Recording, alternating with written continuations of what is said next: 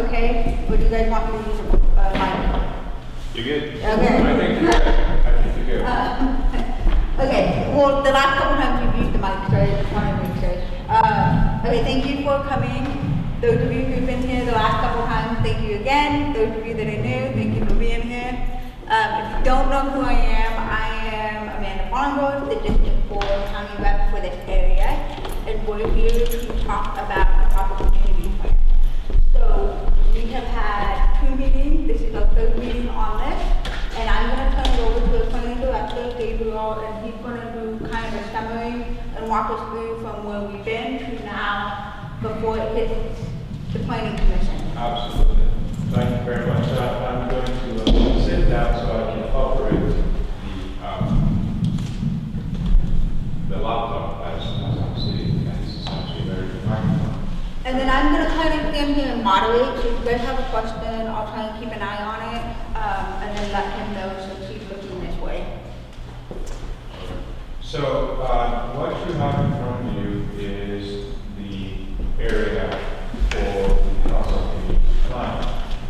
Any properties that are not included in this is not part of the Copperopolis Community Plan. So, and I know I've received quite a few questions about whether or not a particular subdivision is included. This plan, so that you do realize, is actually, this map is actually currently in our general plan. So if you're looking at the document that says community plans and you flip over to the section that talks about Copperopolis, you'll actually find this map right there. So what we're trying to do today is to attach language which is based on our last 2 meetings we've had, what people would like to see in a community plan, and try to incorporate that into what we currently have in our general plan for some of the other community plans in the county. So I'm not going to go into a lot of specifics, but I'm just going to kind of give you a breakdown of what constitutes the community plan. So the opening section talks about where the community plan, the location, the description of the community. This is where we go into what are the land areas that constitute the Copperopolis plan, and a description of the area, the edits. Am I not speaking directly? Yeah, I'm speaking directly. That's okay. Actually speaking directly. And then I'll have questions. Right. So, I'll have questions. Are we to, basically interrupt you as you're going through this, or you go through it once and then we're going to go through it again and go? yeah. So, yeah. Just do the interrupt as I go through them. Okay. And then I'll keep an eye. And Okay. if I have to make edits, then I can make edits. So what you're looking at is the beginning section of the community plan itself. Kind of gives us a description of the plan area. You can see in the second paragraph talks about water bodies, including the lake and Stanislaus River, etc. And then what you see in italics are edits that have been added due to our prior meetings to make this a collaborative document. And then we go into the physical description of the planning area itself, and describes the map that you just looked at on the first page. The history section is basically describing the history of Copperopolis. And this format, in case you're wondering, is the existing format that we have in some of the other community plans that are already been adopted into the general plan. So this talks about the history of Copperopolis, talks about our native Miwoks, and then the early settlers, the Europeans in 1849, and kind of goes through the history of the community, And then we have a few pictures that have been recommended, and I think very appropriately actually included, which kind of shows us, Council Nancy Henderson, these pictures are pictures of historical properties in Copperopolis. The Armory is the one we're sitting in, is the one to the left. And I think the old corner salon is actually maybe across the street somewhere. And slowly going down the Reed buildings, the Congregational Church, and then some of the landmarks we have in the community. Little Talok, we have a beautiful picture here, courtesy of Mr. Faulkner. I told him I was giving the recognition for it. He allowed us to use his photo, and he did. And then the Table Mountain discussion, this photo was given to us by, I forget her name, I think I give her a bio in here somewhere. This is the old picture of the Table Mountain, which I'm going to delete, because I think the latter picture is actually a better depiction of what Table Mountain really is. Now, this is one section that I received comments about whether or not we want to include the New Melones Road. Now, I put this in there because it was requested by a member of the community that worked diligently to get this portion of the project into the community, but it never happened. So this kind of talked about the history a little bit. And one of the comments I received was, if this never happened, why do we really want to have it in here? Realizing that this section comes under the history so Ms. Robart kind of comes under the history of the community. So we can determine whether or not this is appropriate or not appropriate. If we determine this to be not appropriate because it never happened, then it would be. Yes, ma'am. Yes, Gabriel. Actually, let's see. The new Maloney's Lake Updated Resource Management Plan released by the Bureau of Reclamation in February 2010 put an end to the possibility of this due to the Bureau's assessment of multiple adverse environmental impacts associated with such a road. So I believe this is outside the scope of our community plan per se, and really is not pertinent to our community plan. It's because it's a new point at this point. The Bureau of Reclamation has said this road is not going to happen. Right. Amanda, does that microphone work? I'm sorry, I didn't hear exactly. Exactly, so that's why I wanted to maybe give her a microphone. Oh, do this again. Sorry. That's okay. No, the Bureau of Reclamation in February 2010 put an end to that possibility of this road due to the Bureau's assessment of multiple adverse environmental impacts associated with such a road. So this is a moot point. This is a dead subject. It doesn't. Actually, the only reason that the owner and a small group of us went to the Bureau. The only reason that's in there is the owner and a few of us that were interested in this being an option in the future, a possibility. We wanted it to be included in the general plan and updated regarding their operational plan. So we went to them just so they wouldn't put language in there that would prevent it in the future. Yeah, that is in no way guaranteed. Okay, but you said to them. Who is them? You went to them. There was a planning process, just like we had a general plan update, like we had a community plan updates, to redo the take area, the planning use of the take area for new homes. So just because it's in there doesn't mean it's going to happen. It just means that we went there to get language that will allow it to happen if there was ever funding and the community wanted.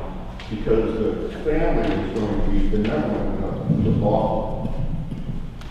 Yeah, I put it in there just for the historical perspective. That's why it's in there. It's not because we think it's going to happen, but because it was something that was talked about, negotiated, and it's just part of the history of Copperopolis. So, go ahead. The road is not even within the boundaries of the community plan. Okay. So it's, Good. yeah. Good point. For the community. Yeah, it Yes. has no, Right. the community plan boundaries are defined, and this road takes off outside the community plan, so I see no reason for this. And then in my 23 years here, really, this is the first time I've heard of a new Maloney Road as a possibility. Yeah. So, Russ, I find that. yeah. Russ Thomas, If I could, I'm here actually to represent the families in these homes. right. So, this was within, that's why the boundaries of the plan at one point were large. And, you know, that was one of the issues that they struggled with. But that was to include the possibility of this. Yeah. They don't really care if it's in this land. They just want to make sure it's accurate, if it's reflected there. What family? The Morrissey family that owns the property would have to be donated to the issues, Okay, thank you.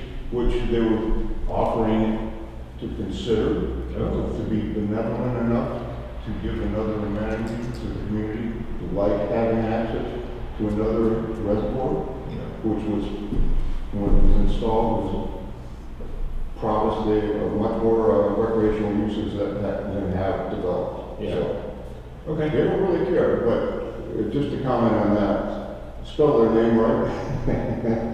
and don't associate it with 40,000 people being in the Colorado. Oh, yeah, we're not gonna Take that out. We're not gonna get 40,000 people in Copperopolis. Well, that anytime. second paragraph shouldn't even be there. Right, yeah, again, I'm showing this information, we'll get to you, sir. I'm showing this information just to depict comments that we've received. Sure. It's an all-inclusive document, and then I'm gonna go to some final edits. I'm fully and then- supportive of it being in there as a related thing to the plan. Right. Just don't associate it with a 40,000 person building. Okay. Yes, sir. My name is George Burkhardt. I believe this is a really, really big deal. And if I can explain to you, yes, the Morrissey Road, I don't even know the Morrisseys.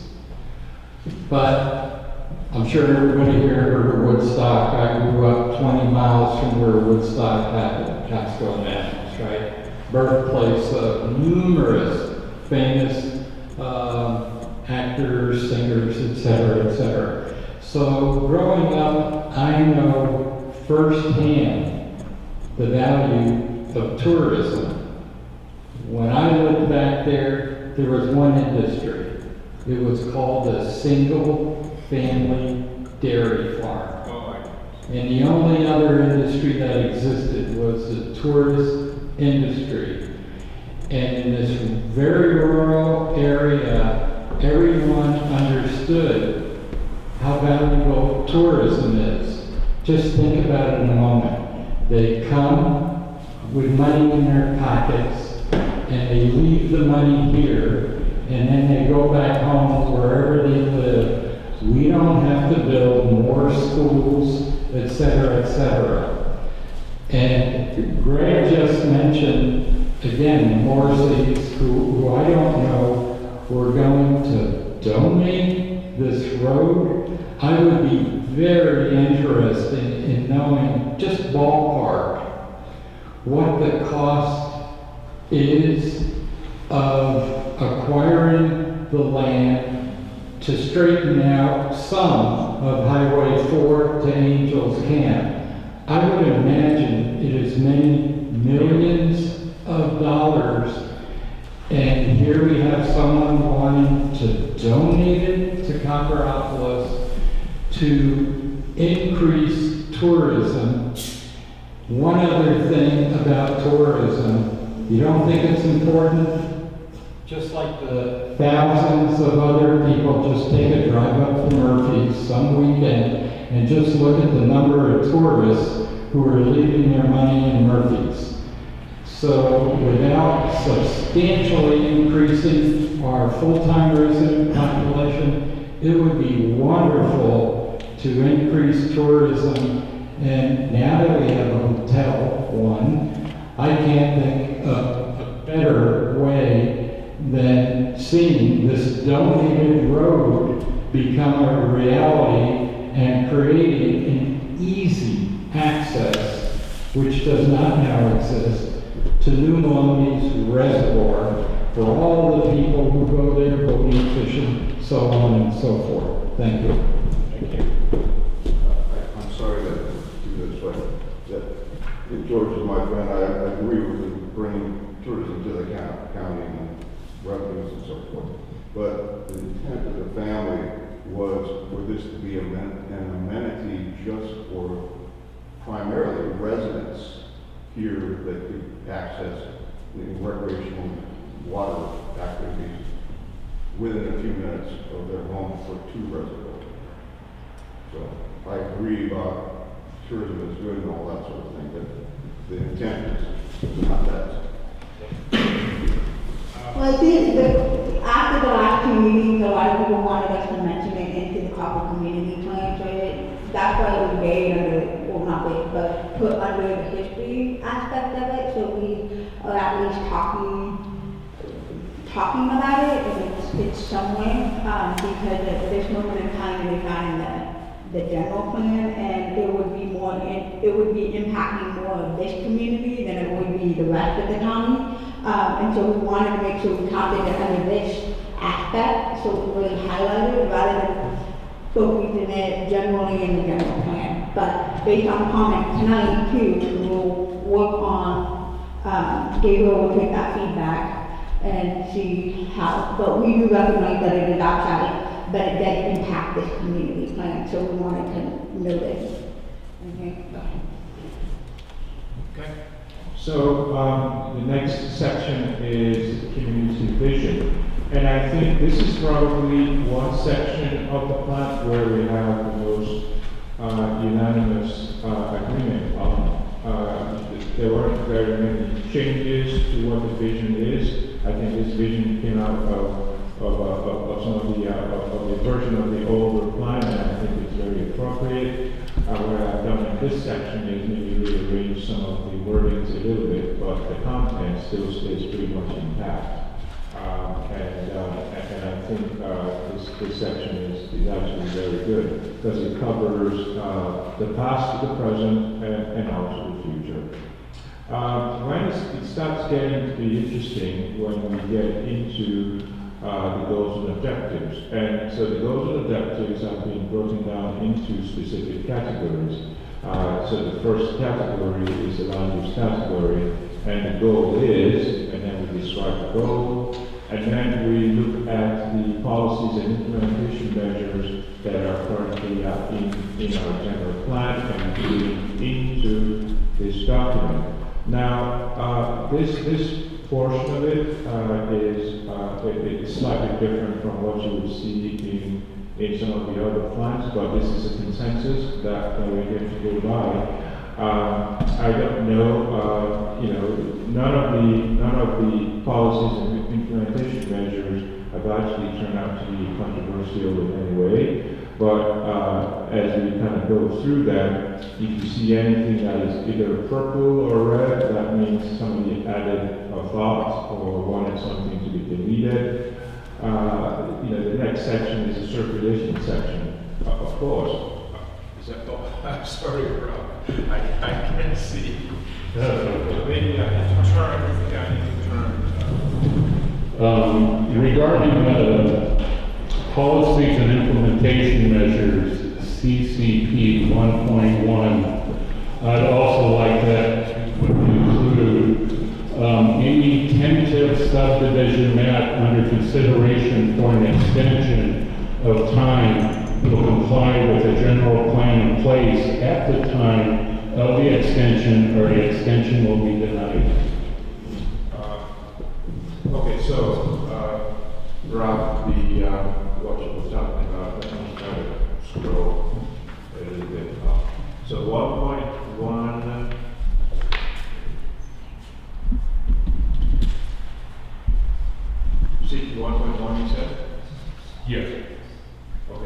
So, what is the proposed addition?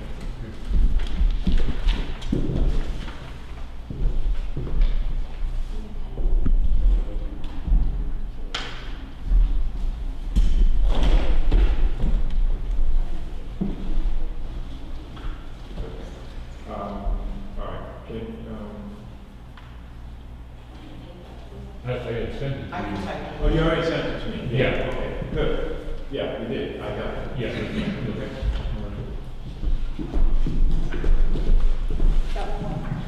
In the very same sections, 2.9, work with Trident to reduce boat congestion and improve boating safety on Lake Tulloch. I certainly agree with that, but I strongly believe that should either be expanded or a whole new section added.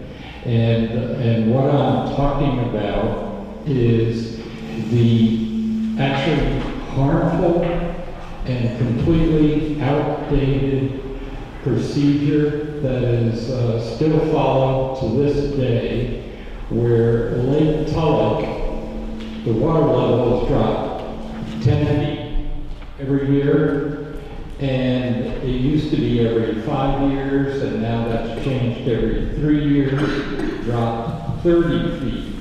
And the 30 feet is to inspect the dam. The 10 feet, which is from day one in the late 50s, was for flood control. In the late 50s, we didn't have computers. Made perfect sense. Since the advent of computers, that makes no sense, and that actually creates additional unnecessary erosion.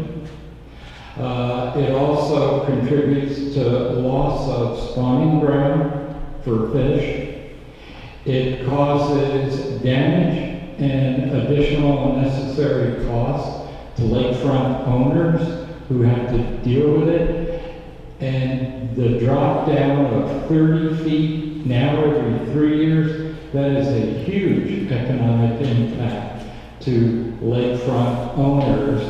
And that is not necessary when they can simply use a drone with a camera and just keep it underwater and inspect the dam better than a diver could. So these are completely outdated, harmful, bureaucratic federal government policies that remain in effect till today. Our Assemblyman, Representative Tom McClintock, has for years attempted to do away with these nutty things, hasn't been able to do it. At the very least, I believe we in Copperopolis can say formally with this community plan, we fully support the effort to eliminate these nutty policies. So we actually had a meeting about some of this conversation this afternoon with Bernadette and a couple other community members, and what I want to be careful of when we're drafting community plan is a lot of these federal policies that it's going to take an act of Congress. So we can try and recognize some of the concerns, but it's a lot more encompassing, and this needs to be supported by an entire board of 5. And that means taking a position on federal level policy, which will then slow this process down. So what I would rather prefer is do 2 separate things and focus on the community plan. I'm entirely to make sure that we're getting it under the general plan, and then take a separate process that we've been working on with Bernadette and a couple other community members, where we take a policy stand on some of those items and bring that to the board of supervisors at that level. Because it's to bury it in here, this whole thing tonight, we're not gonna get it done. It won't even happen, you're asking a planning commission to take a policy when they're not that type of policy makers, and then going to the board of supervisors. And really, it should be at the level of the board of supervisors, not the planning commission, if that makes sense. Does that make sense to everybody? So I would feel more comfortable, since this is gonna be that type of action goes straight to board, and we can work on that with the meeting, Gabriel, Doug, building department, we're working through that to work with Triam on some of these, but, for the purpose of tonight, I'm afraid it's gonna bog me down, and I can't, in good conscience, put my planning commissioner or the planning commission in that type of seat where they're making federal stance again, along with that. Yeah. So, okay. That's good. Any other questions on just the sections that Gabriel had? And Gabriel knows this because he's going to be in a meeting with us again. Okay, Gabriel, you want to continue? Yes, so I'm going to move to the next section, which is housing. Whatever comments that have been made on housing have already been included in the goals and policies that we have identified, CCP 3.1 through 3.5, and I did not receive anything in addition. Okay. And I did not receive anything in addition to that. So, I'm going to put the mic on this side. So just speak correctly. Yeah, so 3.1 to 3.5, and I haven't received any additional comments that would require addition or deletion of any of the policies and implementation measures identified under housing. Does anybody in the room have any comments on this particular section that would require some modifications to it? Very good, thank you. Then we move on to conservation and open space. There are quite a few comments on this particular section, especially when you look at one of the goals for natural resources is to have a balanced relationship between the developed environment and the existing environment in the county. It is rather necessary for us at this particular point to make sure that as we embrace new development, that we don't forget the natural environment, which is one of the reasons why people actually move over here. So trying to accomplish a balance between those two objectives is quite laudable. And you're going to find as we go along policies that preserve prehistoric, archaeological, and cultural, historical, and paleontological resources, which is something that we intend to do anyway, even outside of the plan itself. And then, yes, ma'am. So one of the questions I had was on 4.7, the county's historic preservation ordinance. Is that something that we're going to be developing? And I'm talking with Calaveras County. Hold on, 4.1? 4.7. Yes. I'm been in discussion with the county CEO to work on a historical preservation ordinance. So we expect to see that come up pretty soon as we go through the myriad of things that we're currently working on. That's very exciting. Yeah, thank you. So, and then we move on to the next section, which is public safety. Now, public safety is important from just the regular protect people, property, the economy, and natural resources to preventing the destruction of property due to things like fire hazards and fires and things of that nature. So somebody specifically requested that we have a prohibition of the sale of fireworks or be sane and safe, or whether it's sane and safe or not, struggle prohibition. And I haven't received any objection to that at this particular time. Living in a county where we're surrounded by brush, it's very easy to start a spark, and it goes out of control very, very quickly. And we try to do the best we can to not make that happen. And then we go into public facilities. Yes, sir. I didn't know your name, I didn't. Pat, on 5.6, if you can take out try to, and correct that to the county will cooperate with the local fire district, rather than will try to cooperate. So the county will try to cooperate. So the county will cooperate? Is that what you?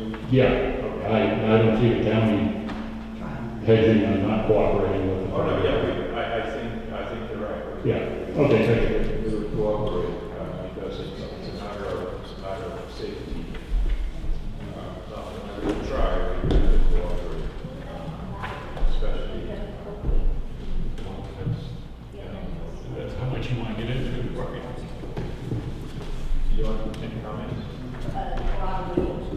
Oh, collaborate. Yeah, you know.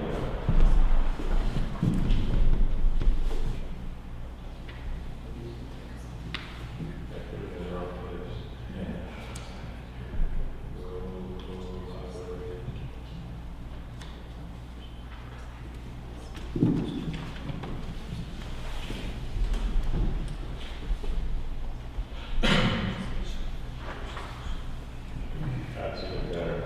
Yeah. And then the next section is public facilities. This particular section started off rather small, and due to the number of comments, it's actually definitely a little bigger. We started with let's have a gun park. Now we're going to make guns. Right into senior citizen activities in the community sector.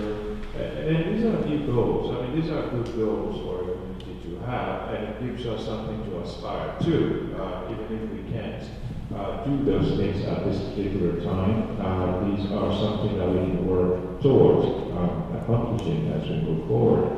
Having the satellite sheriff station, somebody mentioned not too long ago that we actually currently do have one in Copperopolis. Can anybody confirm if we have a satellite station at the, okay.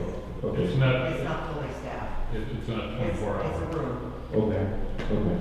So, It's the same like that they have in all, oh yeah, okay, yeah, Good. and what they have at the railroad flat, it's the same thing. yeah, all right, good. Oh, I have one update. So in regards to the sheriffs, for the summertime at least, they've been launching and going out of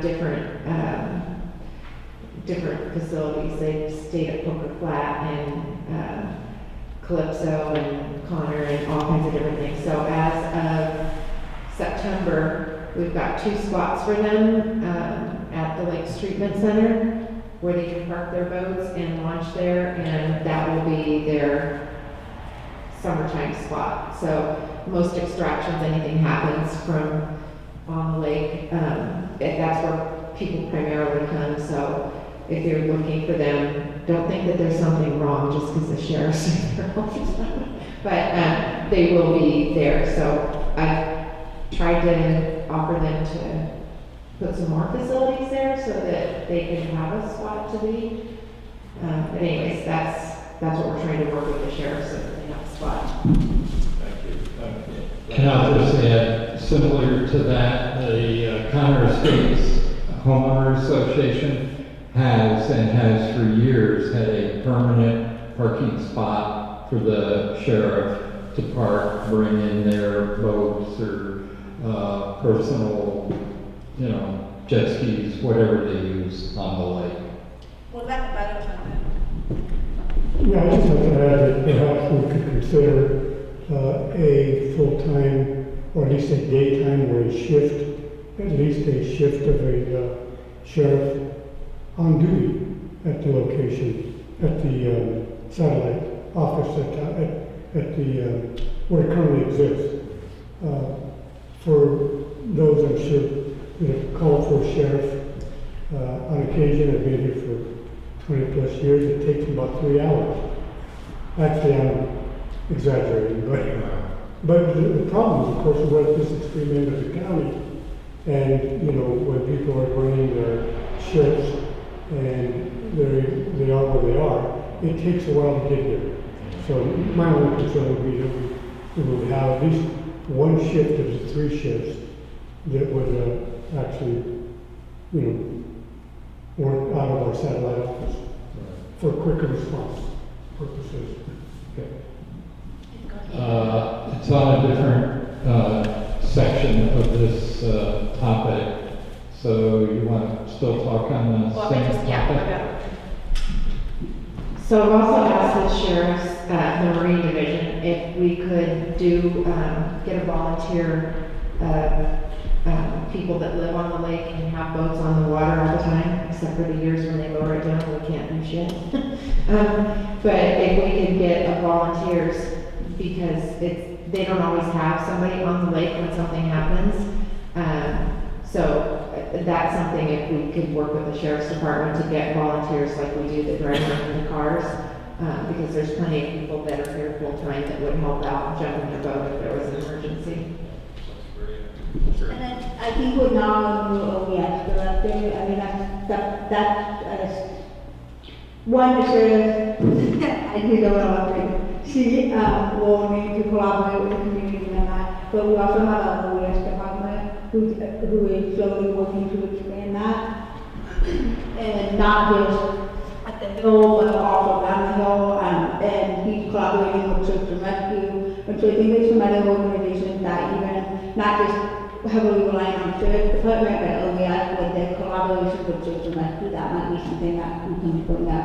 And that's something we could do behind the scenes rather than build into this. But there are things moving now that we have no OES director again.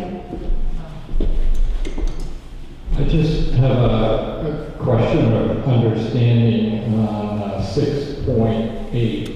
It says, improve infrastructure to reduce our dependence on propane. I would like to know why we want to do that, and the reason why I want to know why we do that. When I talk to friends who they pay their heating bill, and it's natural gas in different locations, our bill here on propane isn't any more expensive than theirs, and in some situations it's less, and we have multiple suppliers. So I would just like to understand why we're stating that as a goal. Because the county has a state mandate with the greenhouse gas reduction.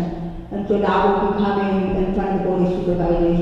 So what we're doing is we're taking the state mandate of our greenhouse gas plan that the county is required to adopt, and we're implementing it into the community plan. This is no way or means that we're going to ban it or take it away. It's just we're trying to, this language is coming out of that plan.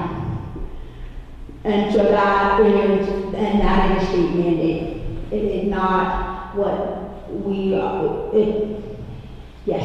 Well, we can all test the state mandates and how that works. I understand exactly what you're saying. You just might want to consider changing the wording, because if that state plan, just imagine, changes with a new governor, etc., then we are locked into this language, reduce propane, and that may not conform. So why not change the language to be in closer conformity with the state plan? That's actually a good comment. What I can do is to revise the language to make 6.8 consistent with the current, with the current county supervisor's directive to be in compliance with SB 32. So if we just use a broader language of SB 32 rather than specifically zeroing in on a particular fossil fuel, then I think we'll be better off. Actually, that's a good point.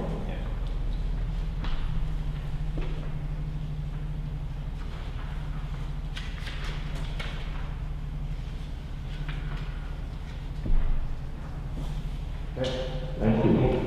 This is a sort of a ticky-tacky question, but does the boundary include Calaveras Ferry or not? Does our community plan? On the map, it looks really meaty. Yeah, maybe. So we may have to refer to a much larger print to actually answer that question. And then the other thing is, if we're going to proceed to keep New Maloney's language, you may want to change cooperate with state and federal officials, as you have above. Yeah. Okay. Yeah. So it is in and out, but since it's a major transportation, it is the traffic flow to be, it is the primary road to be under the traffic flow section and circulation. We are including the roads into this consideration because this is what all your local streets and roads and communities are building off of. So while it does go in and out, the objective is to include roads in a lot of this language, especially since it's the primary circulation route. And that help you with that? Yeah. So I will. So should we include language like we have addressed the New Maloney's Road? Should we include a paragraph on the bridge? And it's past Strobel's. They have a paragraph on the bridge. Yeah. Thank you very much. Yes, so section 6.6 is the cooperative with state and federal officials. Oh, yeah, no, I'm talking about in the description that is given. In the description of the vehicle. Yeah. Let me try to get there. We can add it. Because I think that would be more important to the community than. We can add it. Okay, yeah, all right. We can add section into that, not a problem. And there's a vibrant history to that too, right? Yes.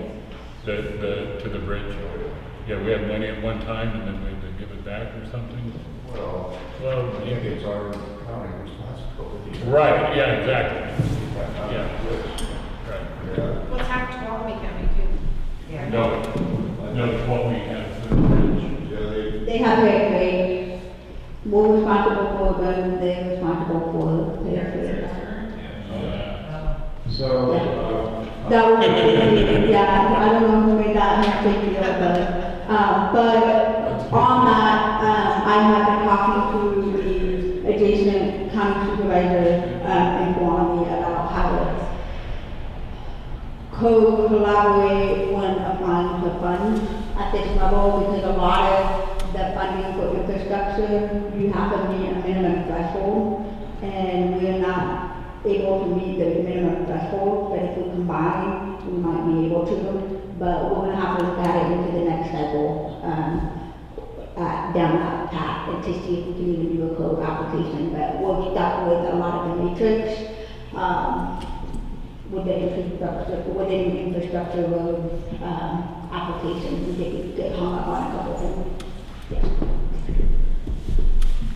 Quick comment on the bridge. I never realized that we are responsible for the bridge on Burns Ferry in Tuolumne for Harrods Ferry, much bigger bridge, we got a great deal. But the more important comment I'd like to make, and I don't know, but maybe since we have total responsibility for the bridge, I think a huge safety improvement we could make, preventing accidents at little to no cost, would be to put up a sign that advises motorists they simply must yield to any oncoming truck or vehicle towing a trailer, period. I don't know how many times I've seen near accidents because unaware, whatever you want to call them, motorists, they don't stop. And they come that close to causing another head-on collision. It happens over and over and over again. We could, I think, pretty much cure it with just signage. All that's how it works now. And then the county will adopt it, or exactly adopt all evacuation, a county evacuation plan, and with that will allow us to apply for grants. And that will recognize I one of the evacuation routes in the county between the two areas. And so we're hoping in the next couple of years we will apply for some kind of more, but temporarily I'll bring it up to council.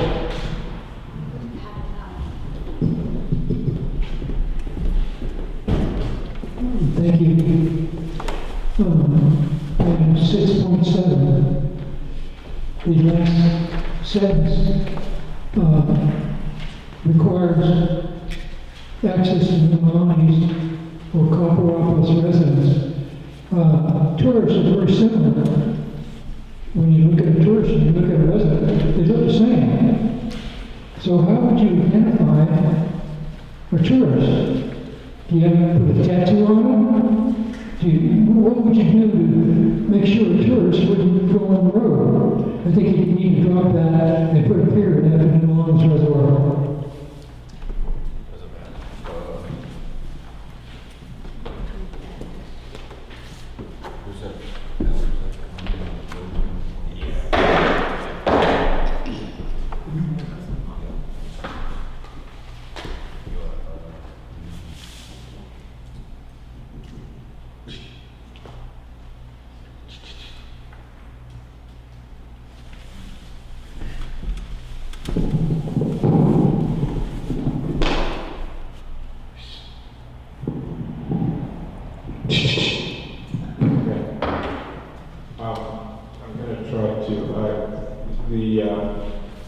The volume, as you spoke into the microphone, it was so booming that I couldn't pick up every word you said. But if you could just move the microphone slightly away from your mouth, so then I can respond to you.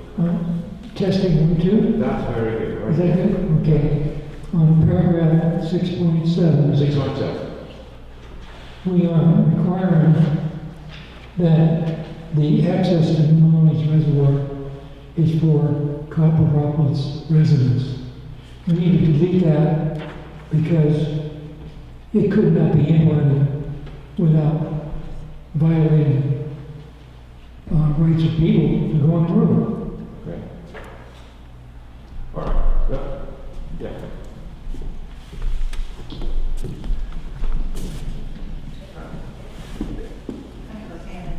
The concept that was being discussed and considered was for it to be a day-use road and a day-use facility at the reservoir. That wouldn't be an elaborate one, a small one, but would include a boat launch and a picnic area. It was intended to be, well, it was targeted for residents, but there was never any discussion about excluding anybody. And it would be a controlled gate system that would be closed at night, etc. I mean, this is just a concept. Yeah. And you know, it may never happen, there may never be funding, but I want to keep the option open, that's all.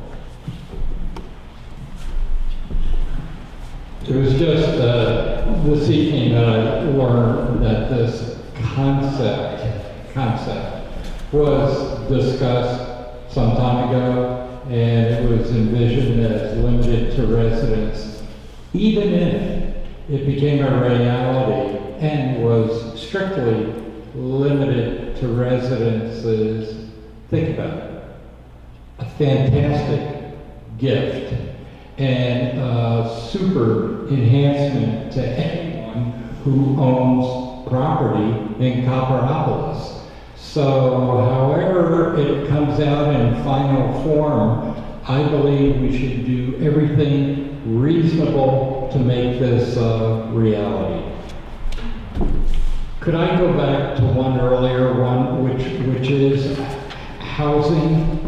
And, you know, I looked at it and there is language in there and it's a very clear mandate that a new development consisting of 4 or more single-family homes, if I read it right, 25%, and in that case, let's say it's just 4 homes, then one of them would have to be affordable housing defined as single-story, 1,200 square feet, which is very small. Okay, just think a little bit bigger than 4 homes, maybe it's 20 or whatever. This is extremely limiting language. I'm not a developer, I don't own any property in Copperopolis, but I'll tell you what comes to mind as a great example. Connor States Drive, coming right off of Burns Ferry Road, you drive in and on the left is Calypso Bay Homeowner Association. And on the right is Connor Estates. And adjoining Connor Estates is Peninsula Estates.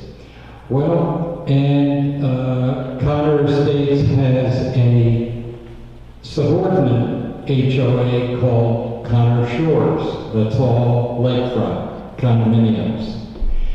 And I think a bad decision, tried to be made several years ago. They bought a very small lot there that still remains undeveloped. How many single-family homes can we put on there? I'm sure 20 or more. If I owned that small property and I wanted to build single-family homes, but a fourth of them had to be these very small 1,200 square foot units, and I wanted to build some big, beautiful homes, I think everyone living in that immediate surrounding area in all those associations would be really upset. They would say, hey, great, you're building beautiful homes that enhances our community area, enhances our property values, except for the 1/4 of these out of character, completely out of character homes. So instead of having such restrictive language, why not broaden it? That in the development within Copperopolis as a whole, you want to see the goal is 25% affordable homes. And that can be accomplished in different ways. You go to the Bay Area and you can see it. High density housing, much more affordable, and it's very attractive to a lot of people. And that would, I think, be a much better way to develop our community.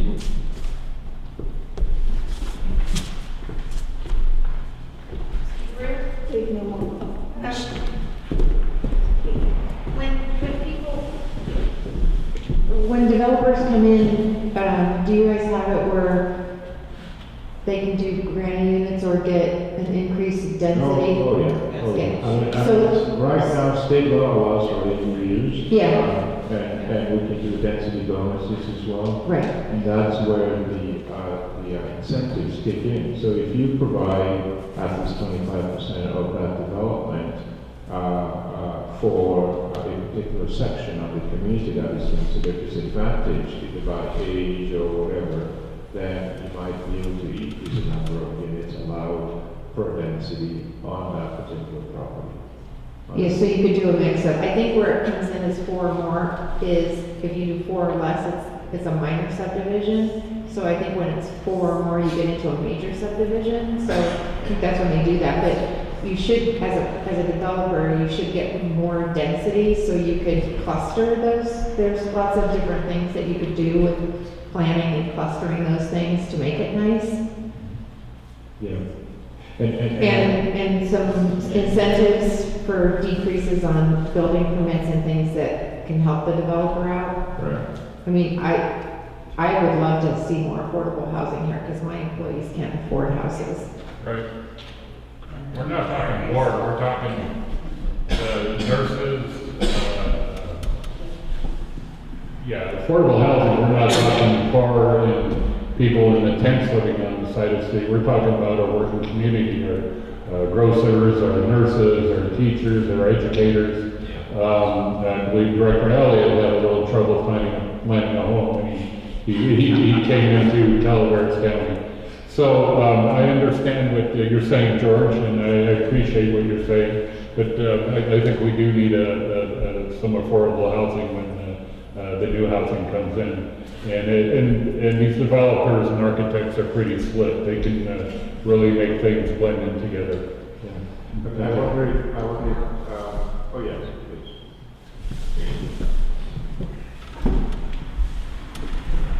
Thank you. We already solved the affordable housing problem with mobile home parks. We have 3 circles in Copperopolis Unit 8A that the individual parcels are all owned as real estate, and just about all of them are now rentals, inexpensive rentals. So if we don't include the provision for new mobile home parks, preferably near shopping, we would be causing more of a problem than solving anything. The market takes care of its own. The market will provide affordable housing if it's not restricted from doing so.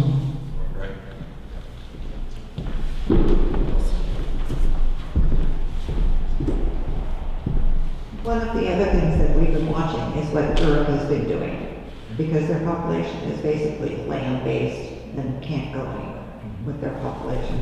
And I think some of the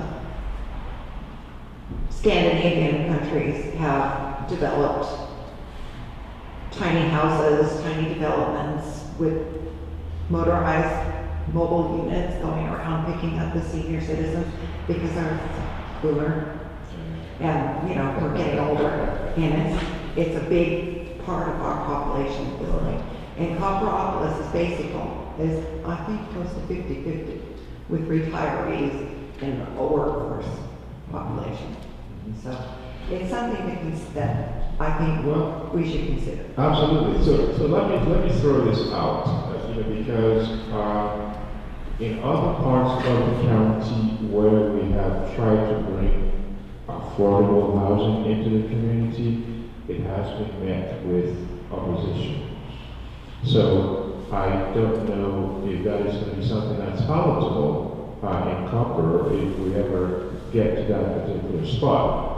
What I can tell you is that, as far as city developers are concerned, they are trying to build smaller units than the big lots and the big houses, because they want to address that particular affordability issue, which is if we build smaller units that cost less to build, it can be sold for less than a single family house on several acres or half an acre or a quarter of an acre property. So we have that particular issue going on. But when we talk about a specific project that's designed to be built for affordability, workforce housing, they have my experience, and Amanda can chime into this if she wants to. In other parts of the county, they have been met with forceful resistance. So we need to be very, very clear as to what we're asking for, because when it does come, I don't want to see a town hall meeting where there's wall-to-wall people telling me, why are you bringing that into our community? You're trying to do X, Y, Z. So, yeah. And Greenwood does have a good point, and the other parts of the county where they try to come through, that we met with such strong opposition that the developer walked away.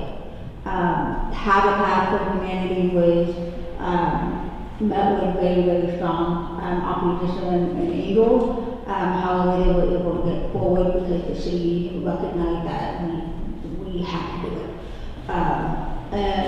But even that was very difficult to get passed through the planning commission and the city council, with the amount of opposition within the city, not just the city, but the county. There was another development over in San Andreas, and that was met with very, very strong opposition that they dropped the entire, and developers left the county.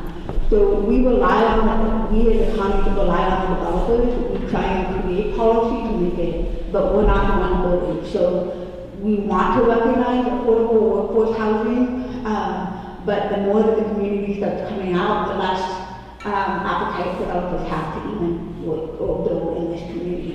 So to Gabriel's point, you know, how specific, how broad we want to address this, because if we do address it in here, we want to make sure that we're not going to be finding ourselves in a couple of years where there's a strong opposition to this, that we should have never even put this into the consideration.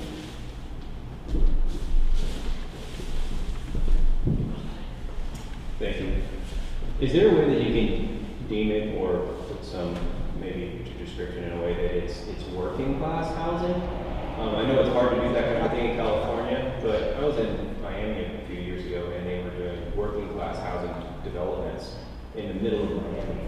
And it was cool because you had like a place where they had cops and emergency service, you know, like responders. Like, Yeah. they were getting housing and they were getting bonuses. Yeah, I mean, you know, We need it working class? yeah, we call it workforce housing. Yeah, I mean, same thing, it's just a different terminology, workforce housing. So this is housing for people who may, you know, have to work 2 jobs to be able to afford a home. So school teachers, I'm not singling any particular category because we have county employees that fall into that specific category as well. But how do you satisfy every segment of the community with housing when the cost of construction is so exorbitant? And so which means you have to build smaller. Yeah. The smaller the house, the more affordable it is. The less amenities it has, the more affordable it is, and so on and so forth. So that is the focus. But yeah, we're talking about workforce housing. Yeah. Well, if you can deem it that, then they can be fine. Oh, yeah. They're pushing Well, back because they don't want it to be non-workforce. well, I think they figured out what workforce housing really means as well. They figured it out. When you do the workforce affordable housing, does somebody like CCWG, do they have to lower their? No. Well, it's never going to be affordable. Your water bill is going to be more than your mortgage payment. Yeah, I mean, And these are some of the things that are outside of our control, what the county can do is include utility districts, but they're struggling with like the county to, how do you keep those costs down? It's difficult.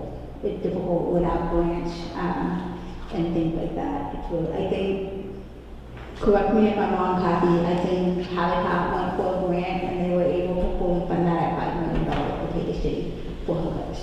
But they had to go out on their own and apply for the grant.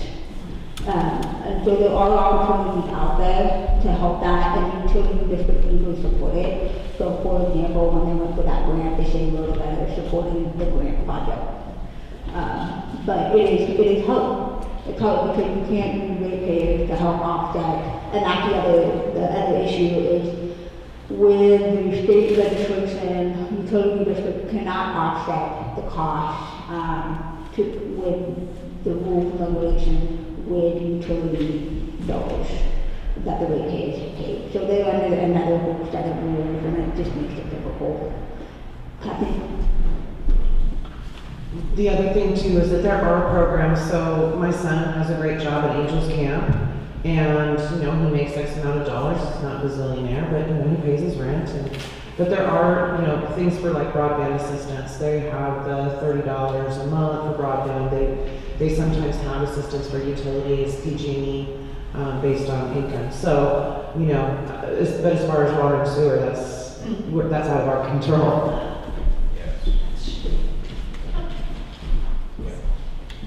All right, we moving on to section. Oh, you forgot 6.4 and 6.5. Okay, let's go there.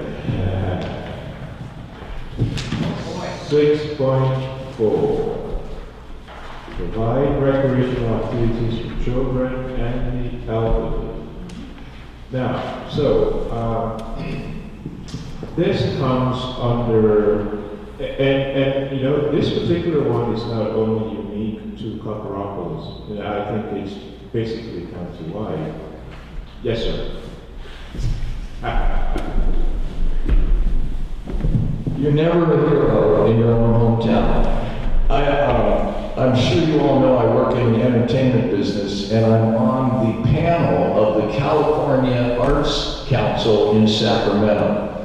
And there's something called the HPI, that's the Healthy Places Index. We are really low on that. And my promotion company is working statewide with other counties to do art and culture in their county. So I want to go on record with the economic developer, the supervisor, the planning commission, that we need to add art and culture as an overlay to our general plan. And I know you and I have talked about this, but I want to publicly say that we could have the best roads in the world, but no one would want to come up here unless there was something to do. It's art and culture. Look at Modesto, they're lit up on fire with that. Their streets are full of people going to restaurants and clubs. I want to not belabor this, but there's grants out there that we can get for arts and culture, and I'm applying for all of them because I have a nonprofit. And I'm on the panel, so I'm privy to those grants. I would like to offer my services to the Planning Commission when you're doing this general plan, that, you know, I could help with the arts and culture overlay.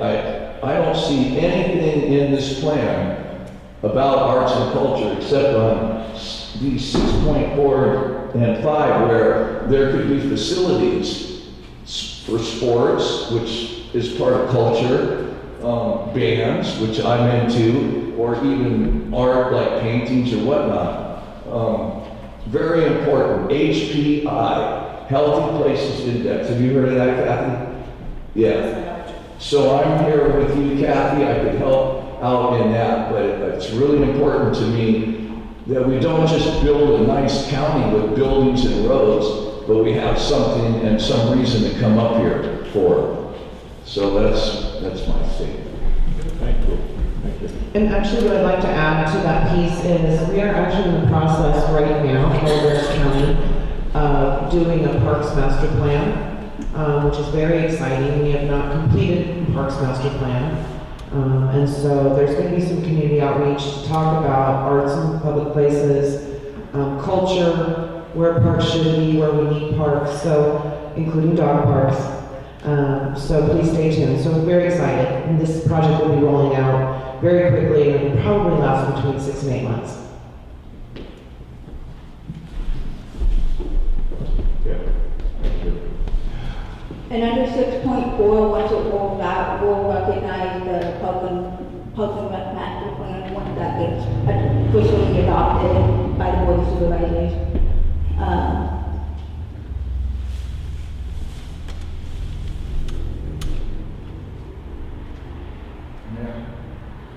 I just want to say, on 6.4, I'm included because it says the elderly, but really the for everyone, not just the children and the old folks like me. It's all We can broaden that. We've got a lot of feedback for more accessible activities in the public, so we just wanted to recognize that.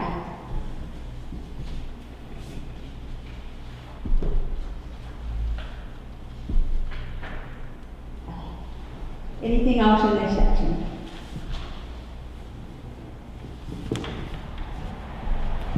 Thank you, Rich. Moving on to economic development, which is the field that I think we can use to meet some of these great expectations and goals and policies that we have. Because without economic development, we're not going to go very far with being able to do some of these things, even though we can get grant funding from the state and the federal government. So having said that, when I'm looking at CCP 7.1, it's basically encourage the growth of our GOT. Now, one of those ways that we actually generate transit taxes from two sources, hotels and hotels, and then the vacation rentals. Those are the two sources that we have at this particular time. Unfortunately, vacation rentals generate more TOTs than hotels and hotels because we have more of them and less of the other. One of the things we can do to encourage development of more hotels in the county is by adopting or receiving an analysis on how much hotel rooms the county can actually absorb. And one way to do that is through something that Ms. Galino is working on at this particular time, which is doing a hotel study. The hotel study will tell us how many rooms we can accommodate. I know the hotels in the town square, they're always full, aren't they? Most of them. Yeah, we can use many more of those in Concord and then other parts of the county as well. San Andreas could use at least two hotels. Murphy's, even though it has little hotels here and there, none of them is actually a modern hotel, so we need something modern. So that when tourists come into town, they have a place to stay. Or when I go to the concert, I have a place to stay. I don't have to drive all the way back to Valley Springs. So yes, we are looking at doing a hotel survey. Also working with our Visitors Bureau because they capture a lot of data through their Placer AI software program. So I've been talking to a few different consulting firms and looking for a grant to match doing that application for funding. But it would be a county-wide hotel survey and also conference center. One of the things we lack very seriously here is any type of conferencing facility. So working on it. We used to have all that, and then we used to have these great rentals at all the, summertime rentals, but Title 20 kiboshed that, so it's sad because it affected all the businesses. You were speaking of a conference center, right, or even a multi-purpose big thing where we could move stuff in and out, depending on the event, but we definitely need a couple places inside and outside, like an amphitheater that Tom was talking about on his property. These types of things will foster arts and culture. You need a casino. Okay. For the culture. Are there any, so these are the sections, the economic development is the last one. Are there any other categories that we want to add to the community plan? So right now we're looking at 7 of them. And are there any other categories that we might want to consider? Well, I've kind of talked about it before, but The heading is economic development. The one thing that Copperopolis has that most places in the United States doesn't have is Lake Tulloch. It is right here. Yeah. That is a phenomenal asset that is grossly underused.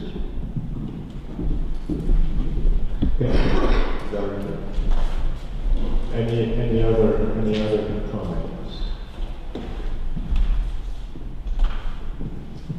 Tom, anything? Okay. Amanda, do you want to?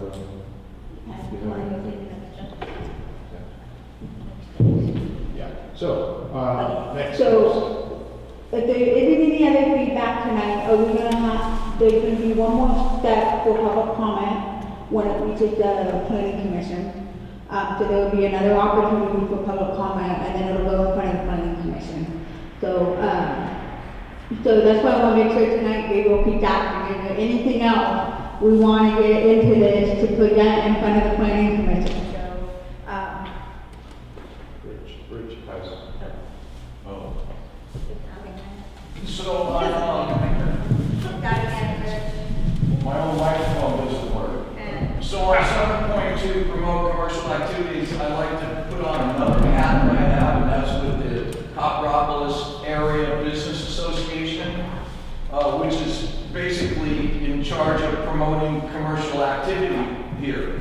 And so, but I would like to say that countywide, all of the business associations should get together sometime so we can all be on the same page with the things that we do.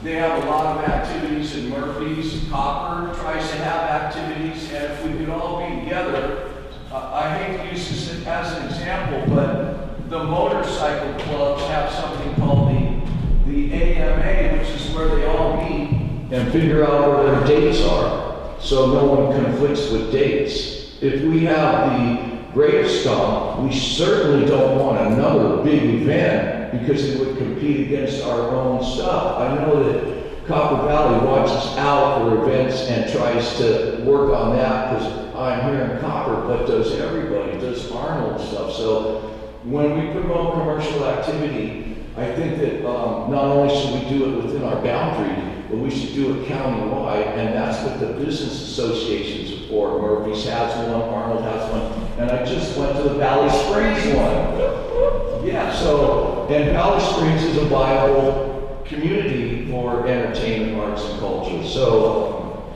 again, the business associations are an important part of this, and being together, we could make this like a Disneyland where someone comes up and it doesn't matter where they are, in Moke Hill, Arnold, or Copper, there's something to do, and we all work together.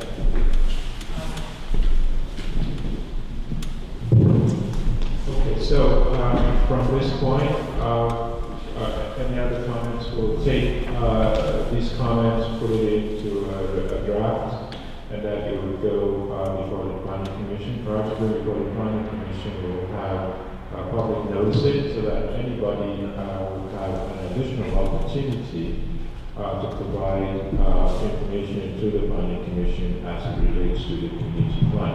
Yes, go ahead, ma'am. As far as the public announcements go, I know that legally they're supposed to be posting in the newspaper, which people don't read anymore. It's Right. basically online. And it was published in the Valley Springs publication. Yes.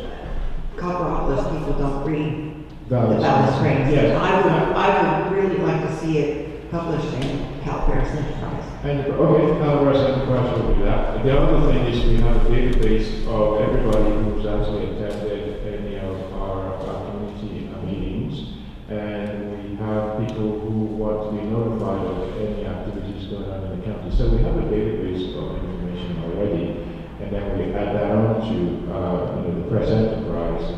And we're going to spread the word very, very widely so that people can actually attend the Planning Commission hearing regarding the public plan. And then you can also sign up on the planning website for newsletters too. So if you go to the planning website, I think it's at the bottom page. Yes. You can get sign up. Kathy found and it. get newsletters, right? Or you just call me. I'm looking at YouTube because I'm trying to remember when I scroll, like, okay. And Okay, well, if we get our comments to you, we forward those to the planning commission, or do we need to go to the planning commission separately? Oh, no, if you send your comments to me, they will be included in the document, and I will notify the planning commission what those comments were. And so the document you're looking at, I'm going to leave all the edits in it so that they can see that it's an interactive document. And then we start looking at the languages, we listen to additional testimony from people who may not have participated in this process. And then after the planning commission hearing, because it's going to require an amendment to our general plan, then it goes to the board for final approval. So we have two more shots at it, the planning commission level, and then at the board of supervisor level as well. Thank you.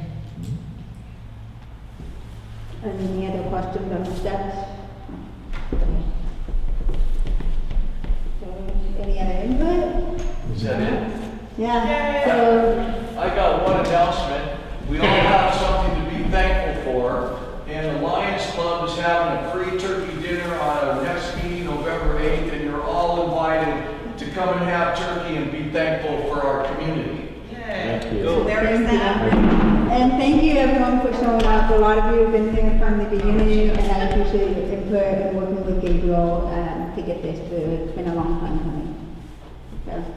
Thank you. Good job, guys. Thanks for coming out with us. We're a handful.